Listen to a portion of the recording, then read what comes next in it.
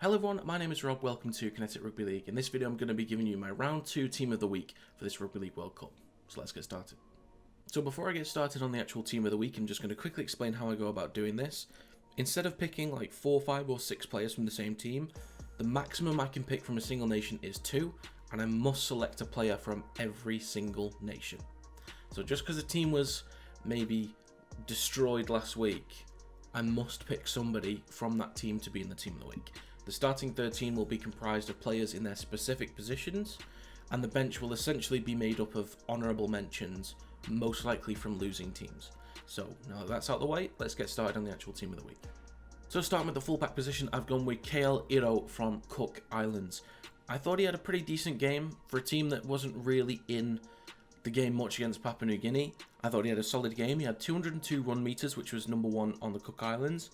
74 post-contact meters, which was also number 1. He had 6 tackle breaks, 1 try save, 1 try assist, and 1 try.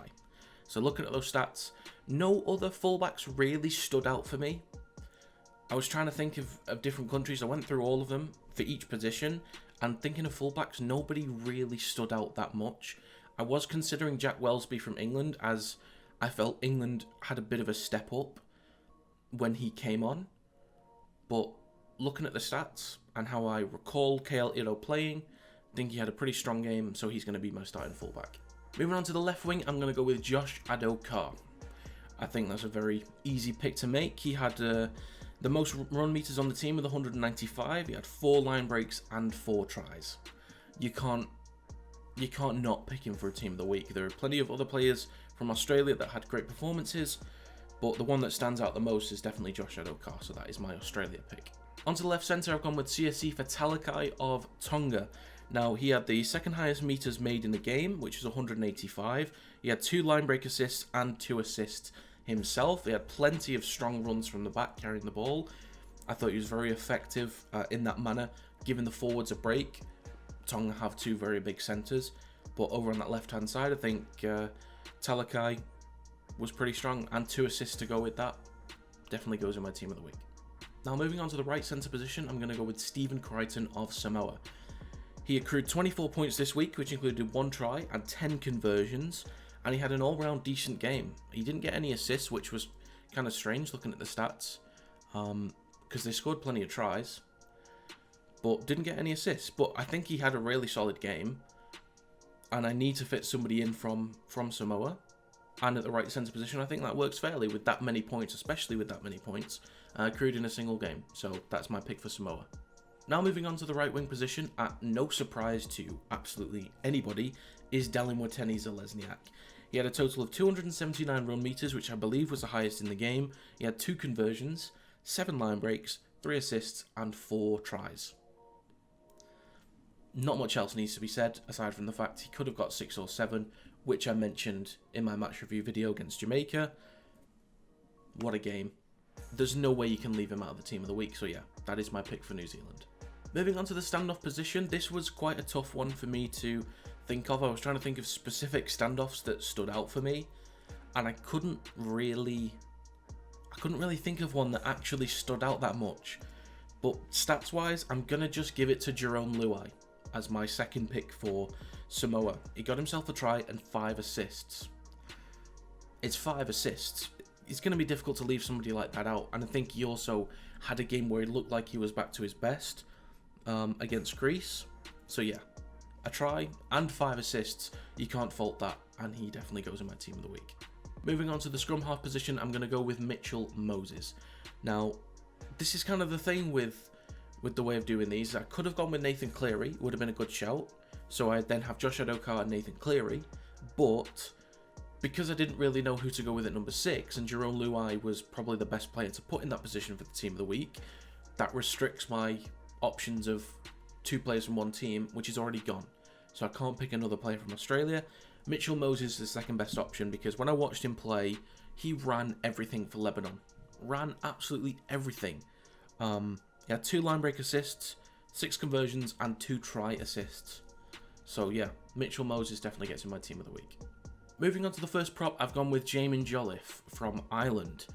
Now, he had 51 post-contact meters, 5 tackle breaks, and 40 tackles, which was the most for Ireland in their game against Lebanon.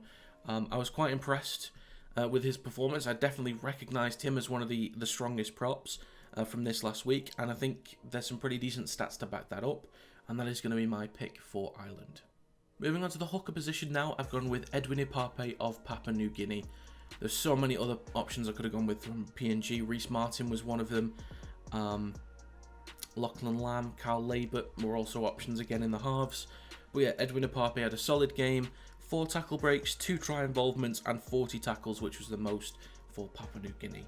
And he had an all-round great game. I think he was incredibly influential in their dominance in the game. When they did have their moments of dominance, he was one of the most important players in establishing their dominance. So yeah, Edwin Ipape makes my team of the week, and that's my PNG pick.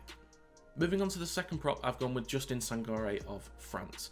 Now, he didn't really play too many minutes. I think he only had about 24 minutes. When I looked at the stats, it said, I'm pretty sure it said 24 minutes. But when he came on, he looked like the most dangerous player for France against England. Looked difficult to stop, was a real handful, was running hard at the defensive line, and there weren't really many stats to kind of back up how strong he looked in the game, but just from the way I saw him playing, he seemed like the most dangerous player for France. So he kind of had to fill this void at prop, and yeah, that's going to be my pick for France. Moving on to the second row position, on the left-hand side, I've gone with Viliami Kikau for the second week in a row. I think he definitely deserves it. Other options from Fiji I could have picked were Taruva. I was definitely considering Taruva at fullback.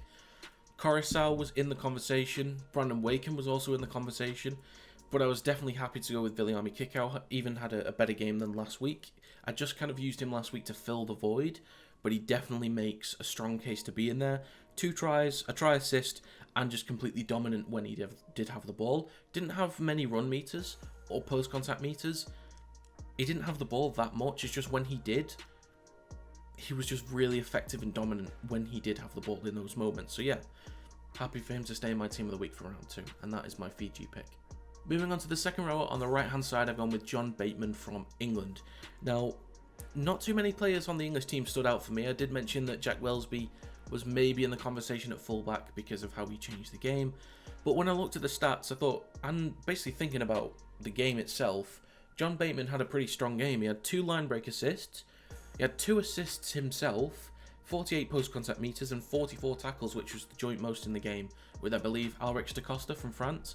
So, put in a really good shift defensively, 2 line break assists, quality, and 2 assists himself, with a really solid number of post-contact meters, really strong game, and that is, I think that's pretty fair, to be honest, and that's going to be my England pick.